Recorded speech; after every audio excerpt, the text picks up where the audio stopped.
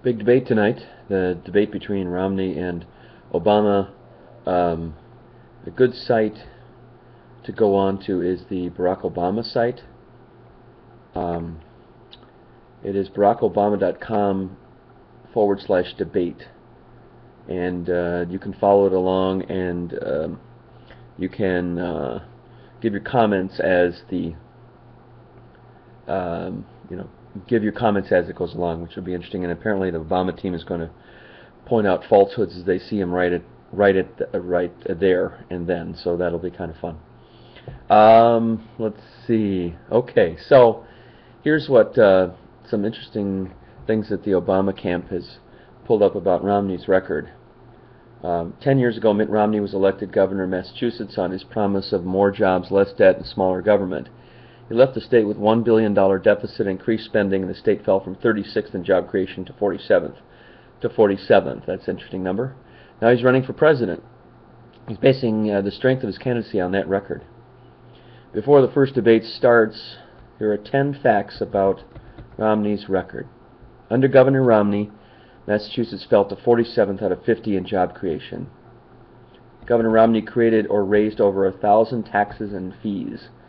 Though he promised he wouldn't raise taxes as governor, he increased fees and taxes by about $750 million. So what they say beforehand and what they do is just it's just total BS what they say, apparently. Governor Romney left behind a huge budget deficit. Romney broke his pledge to balance the budget and left his successor, Governor Deval Patrick, with a $1 billion deficit. Long-term debt increased by 16% over Romney's four-year term, and he left Massachusetts with the highest debt per person in the nation. Under Governor Romney, state spending increased every year. Massachusetts manufacturing declined to third worst in the nation, so Obama can just cherry-pick these facts and throw it at him. As governor, Romney slashed millions from education. After promising to keep education services intact, Romney cut $248 million from K-12. In his first year, his policies led to increased classroom sizes, school budget cuts, higher fees. Governor Romney undercut support for firefighters, teachers, and police officers. Small businesses shut their doors under Governor Romney. Governor Romney outsourced state jobs. As Governor Romney not only vetoed a bill that would have banned state contractors from outsourcing government work or sourcing work overseas, that is, he signed a contract with a food stamp company that operated a call center in India and Massachusetts. Governor Romney failed at reaching across the aisle. Instead of delivering on his promise to work with Democrat legislators, Romney failed miserably at reaching across the aisle. Both Republicans and Democrats in the legislature note that he was distracted and disengaged from the beginning. As one Democratic legislator observed, he was the only governor who ever refused our invitation to sit down and meet and talk to us. So, his inability to lead and be two-faced and, seems like it. It's bad news for the country. And the fact that he wants to increase the military spending and then increase our taxes on the middle class, give his country club buddies a break. So it seems like not the best thing to happen here. Not the best thing at all. So I'm a little afraid about what's going to happen if he gets elected. As my teenager says, there'll be riots in the streets. I don't know if it's quite that dramatic, but it could be. Millions of Americans will tune in to tonight's presidential debate. Most of them, it's fair to say, are primarily interested in how President Obama and Mitt Romney will handle themselves if they fly off the cuff or anything or get angry. Obviously, that's in a debate. If you get too angry, you're as they call dead meat, red meat, or whatever. But my primary focus, according to this, let's see, I'm just interested in how Jim Lehrer conducts all of this. He's a pretty neat moderator. Eager to see how Lehrer practices what he taught more than 40 years ago, the art of the interview. How hard will he press on each candidate to tell the truth? So it'll be interesting to see whether he presses on the Koch brothers funding for Republican races, whether he presses on Obama avoiding the deficit, which how are you going to pay for the Affordable Care Act when the numbers don't add up there either? So Jim Lehrer will have a few interesting twists, I think, tonight. He'll probably ask some critical questions of both sides, even PBS, even though PBS is nailed frequently for being left-wing, but I think he's going to have some critical points for each one, is my thought at least. And as a matter of fact, if he wasn't critical of each one, I'd be let down. Jim Lara, yeah, one of my favorite people. He's just a... The interesting thing about Jim Lara, too, is that he's... Cat hair on the... There's actually a cat hair on the computer. Excuse me. Interesting thing about Jim Lara, he's also a novelist. And he's written... I think he likes to write like spy novels type stuff. I should actually read a book of his. It would be interesting. So he's not afraid to try different things, and he's been an excellent host of the PBS NewsHour for many years. So how are things being spun before the debate? There's the gender gap being talked about. The gender gap. With Romney getting very little support from women. Another 4 years of President Obama, according to a new YWCA-sponsored poll, found him leading Republican Mitt Romney by 49 to 31%. The yawning gender gap mirrors other survey nationwide, and in Ohio, a hotly contested swing state. So, women think President Obama is more in touch with their concerns. Probably more along with the pro-choice type stuff, I would think. Whereas Romney and Ryan apparently want to get rid of all abortions, and that's, for women, not something that's acceptable for this society to be civilized. The President and his allies have also waged one of the most aggressive advertising campaigns on women's issues seen in a presidential race, asserting that Romney will take away abortion rights, access to contraception, and Planned Parenthood funding. I think he certainly would target, the Planned Parenthood to the right wing, especially the extreme right wing, Rush Limbaugh and the Glenn Becks and those guys. Planned Parenthood is next to Satan, I think. So they're very upset with what they call the extremist view, or the feminazi, as the Rush would say. So then again, Romney is planning some zingers tonight. So he's been apparently practicing zingers with his team. He's been practicing some zingers.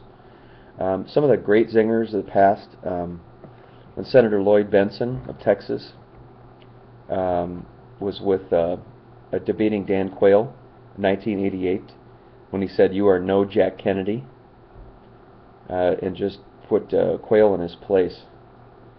In response to a claim by Senator Dan Quayle of Indiana that I have as much experience in the Congress as Jack Kennedy did when he sought the presidency, speaking slowly and deliberately, Benson replied, "Senator, I served with Jack Kennedy. I knew Jack Kennedy.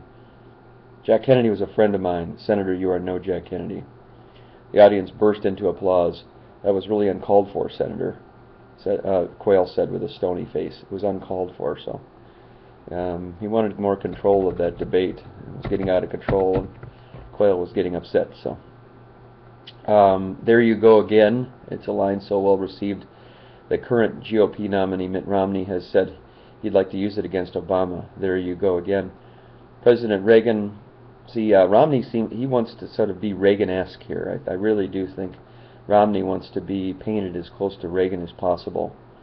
The new Reagan type thing. That's how he wants to remake himself, I think.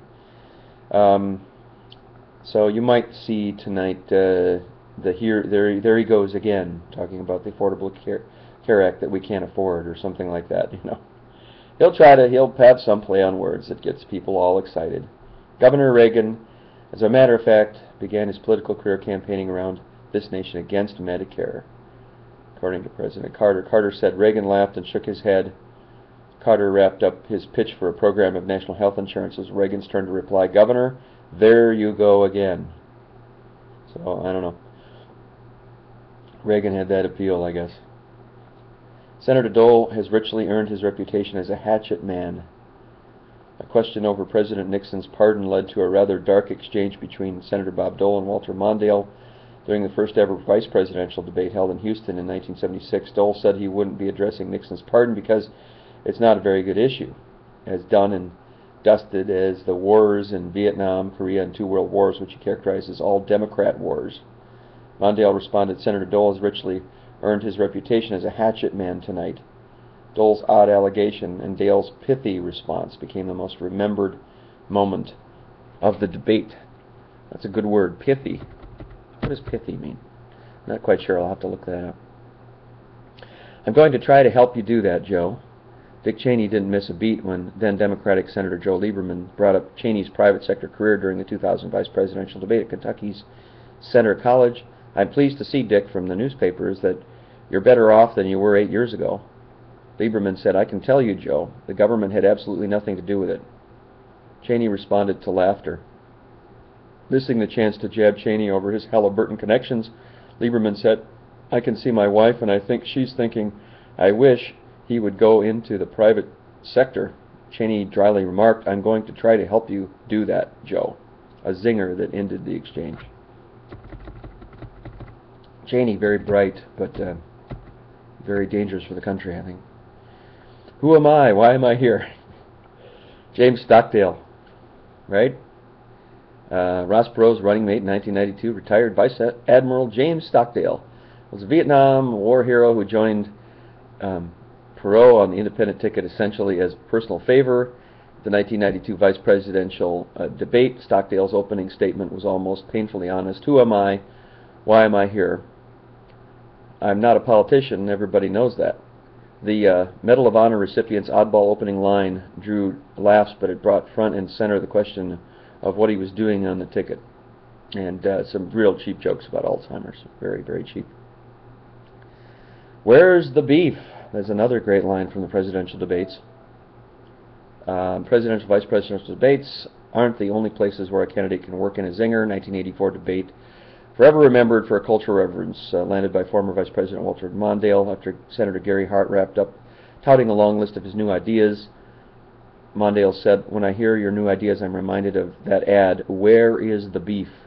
Remember that one? That was a great ad. So, well, we're looking at the debate. Actually, I have to record it because I work second shift, but have to record this debate and then play it back later.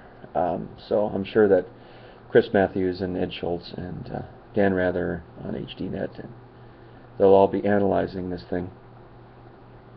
But we'll see how many zingers we'll get in there. The zingers will maybe be the ones that will be remembered most, besides the substance, which is this kind of sad thing. It's like the super PACs. It's the emotion that's remembered, the quick hits that are remembered, and not the entire context. So let's try to remember the entire context, and let's be serious about this thing. Let's be really serious about the country, where it is headed, who is best to lead our country, the greatest country in the world. Who is best to lead our country? Who is the best man to do the job? It's a very objective question. Right now, I really do think that President Obama represents more compassion for everybody. Mitt Romney is for the 1% and the comfortable people and the country clubs. Let's just keep it the way it is. Let's not disturb anything. That's kind of the way it is, right? So hope and change must stay alive at all costs. Hope and change must stay alive. And I don't care what we have. Well, you know, I hope that people are not suckered in by the quick messages and the quick hits, rather that they see the whole context.